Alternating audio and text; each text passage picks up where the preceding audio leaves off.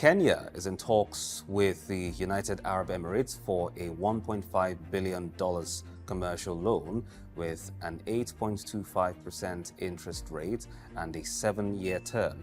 This move is part of Kenya's efforts to diversify its financing sources after protests led to the abandonment of tax hikes and delayed disbursements from the International Monetary Fund (IMF). Finance Minister John Mbadi considers this loan cheaper than the $1.5 billion Eurobond issued in February at 10.7%. Kenya has addressed IMF concerns, and Mbadi will meet with the international lenders in Washington, D.C. next week, paving the way for fund disbursement. The IMF's executive board will review Kenya's program on October 30. Kenya seeks a new fund program next year with more realistic fiscal targets. The government is addressing IMF concerns about the UAE loan, highlighting its comparative affordability. This loan will help reduce local borrowing, supporting President William Ruto's goal of lowering lending rates to 10% or lower. Kenya has strengthened ties with the UAE, partnering on oil supply and exploration economic cooperation. The UAE has also invested in Ethiopia and Egypt, demonstrating its commitment to regional economic growth.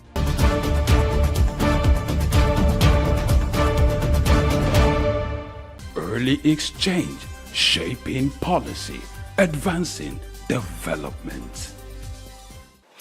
If you throw money at problems, you will never solve it. And that is a philosophical underpinning for what I'm going to be sharing. There's a lot of money actually pursuing ideas. People think otherwise, but there's a lot of money pursuing ideas. And we are talking about Credit Expo. We're talking about the fintech and then the finance sectors in Africa. So there's a whole lot. But if we don't prepare our people, if we don't show them how money works, if we don't work on their mentalities, if we don't deal with the psychological barriers that keep our people poor, no amount of capital or credit can solve this problem. So I'm going to be focusing on the psychological barriers that prevent our people, that keep our people from doing well. And there's so many of them. So that's what I'm going to be talking about. One, I'm grateful to be here. First visit to Africa and Nigeria, and so I'm excited about that. Excited to try all kinds of interesting foods and to share a few interesting ideas.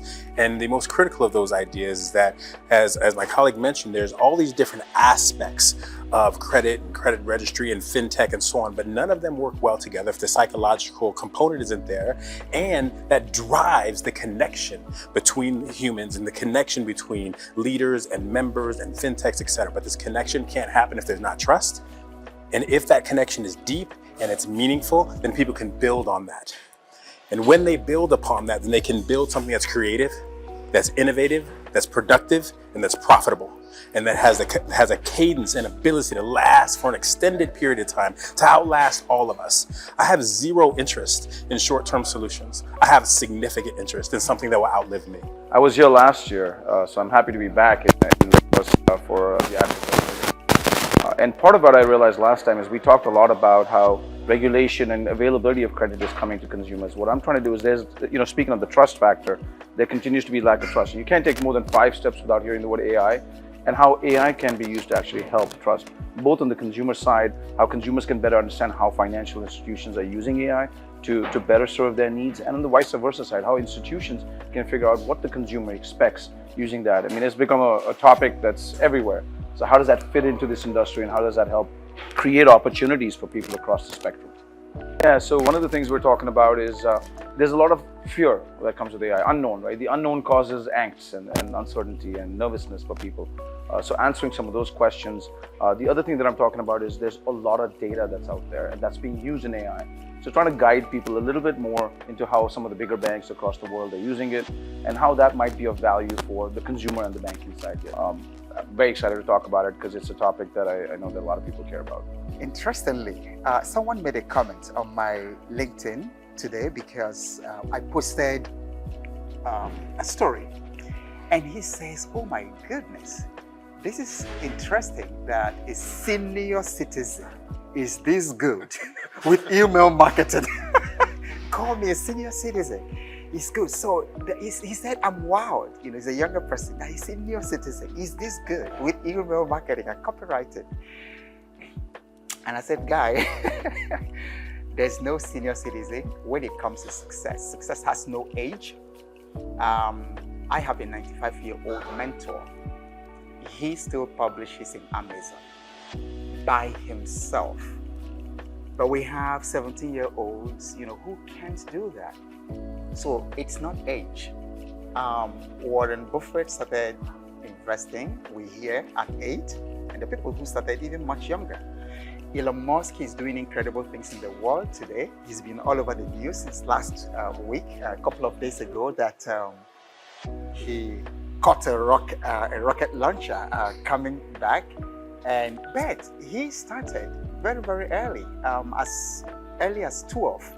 He already has had the dreams of this Mars and all these things he's doing right now. So no age is cut off. What we only have to do is, for whatever audience that we are speaking to, we break it down and cut it to their understanding. If you're speaking to 3-year-olds, you can communicate these subjects, AI, money, leadership. We can communicate it to 3-year-olds at their level. Then if you're talking to 40-year-olds, we speak their language, but no age is cut off. I think that just a slightly different angle on the age. I do believe that if you allow it to be, it can separate people, much like technology. If you do it properly, you can separate people with it. You can do that with geography. You can do it with politics. You can do it with gender. You can do it with any number of things. We've gotten very good at separating one another. If we choose to use AI and technology to bring each other together, we can win. If we choose to use age to bring each other together, we can win. Otherwise, we will continue to lose, right? And I'm allergic to losing. I like winning. I'm very competitive. I like winning. And if it's required that we be together to win. So my push is that deep and meaningful connections matter. And they matter across the spectrum. How we go about doing that is complex and it's very hard work. And you have to be deeply committed, but it's possible. We have developed a model that allows people to identify, where am I not connected? Where are my wobbles in my connection?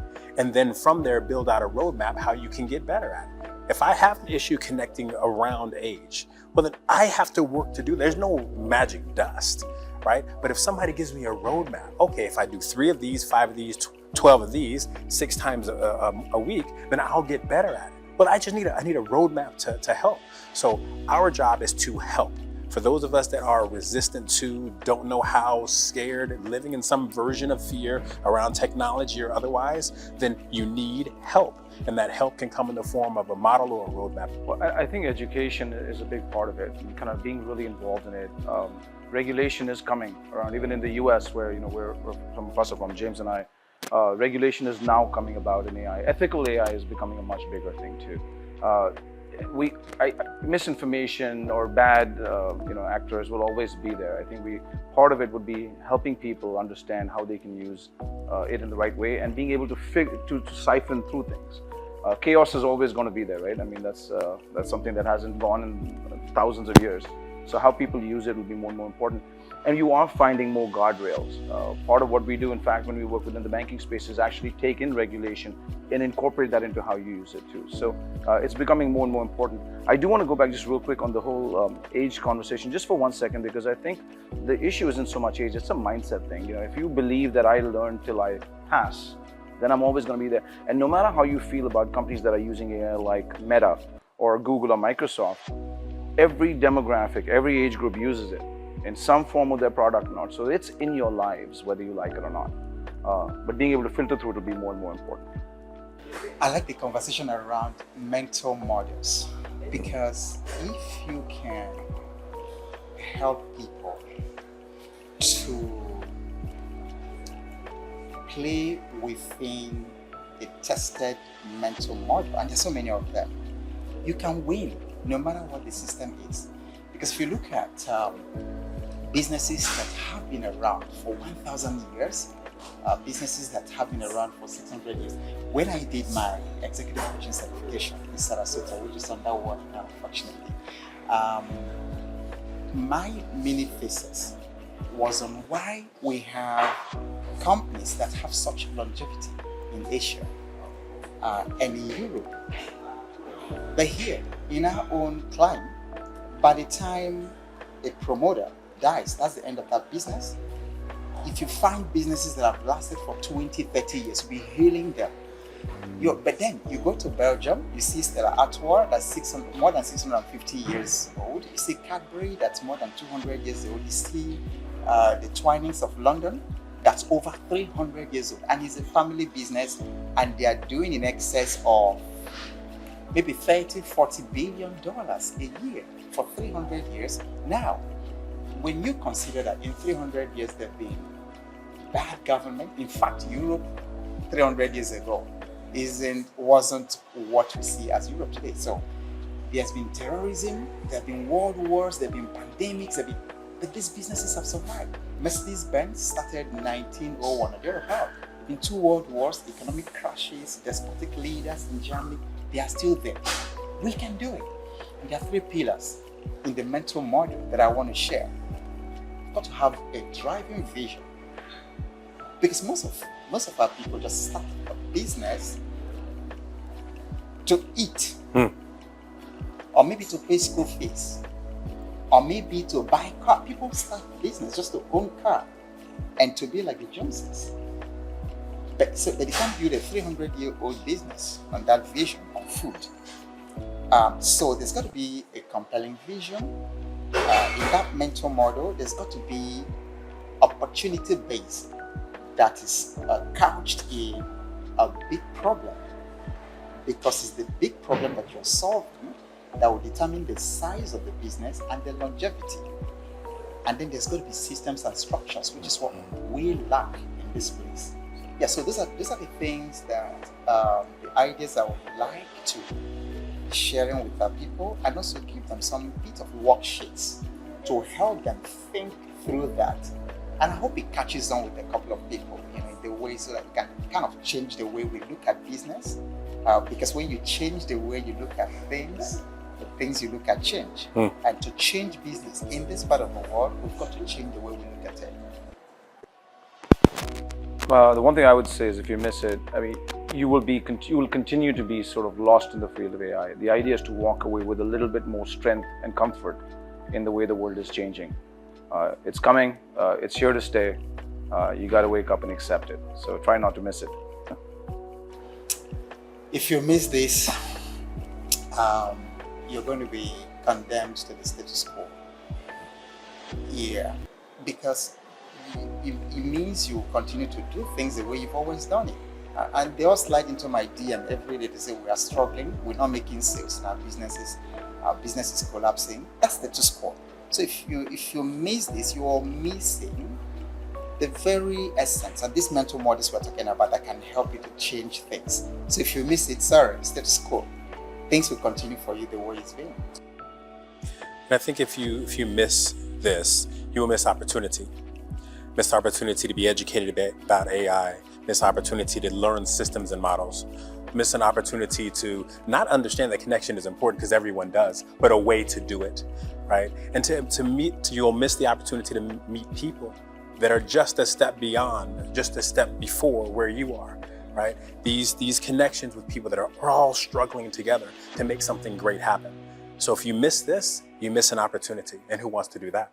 All right, if you for once thought, hey, am I watching SOUQ News TV? Is this early exchange? Of course it is. So the interview you just watched was the one had by SOUQ News crew with the facilitators of Africa Credit Expo 2024 that will begin tomorrow, and it's holding at the Oriental Hotel, Victoria Island, and it's starting by 9 a.m. So if you are a business person and perhaps have been thinking, where do I source credit from?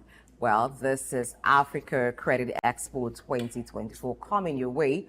If you also watch the jingle that played afterward, you would find how you could be a part of it by registering. So in the course of the show, it also display on the screen. Yes, the web address that you can register through will be displayed. Moving on into the rest part of Early Exchange this beautiful Thursday morning. It's cold, but I do hope that you're not catching any of the cold. And we're here to just make it warm for you by bringing you wonderful, exciting discussions. Well, this will be very exciting for African leaders as the IMF is looking to make it easy for countries that would need to take up loans since it is dropping the interest on loans by 36%. But I don't run alone on this show. You know that by now. I do not like solo runs. And so Temple TC Barra, my partner in shipping policy, and of course advancing development, is very much in the studio this morning. He's tried in his own way to complement what I'm wearing. Okay, I said it's done well. Good morning, Temple. Well, good morning. I've got to say that it's a good day. Yeah, despite all of the things going on, you just have to be positive about it. And just to reiterate that the Africa Credit Expo 2024 starts today at 9 a.m. So the registration is on. It's day 17. Today is the 17th of Okay, October. I use a different calendar. Okay, so maybe you're from Ethiopia today. Early exchange, shaping policy,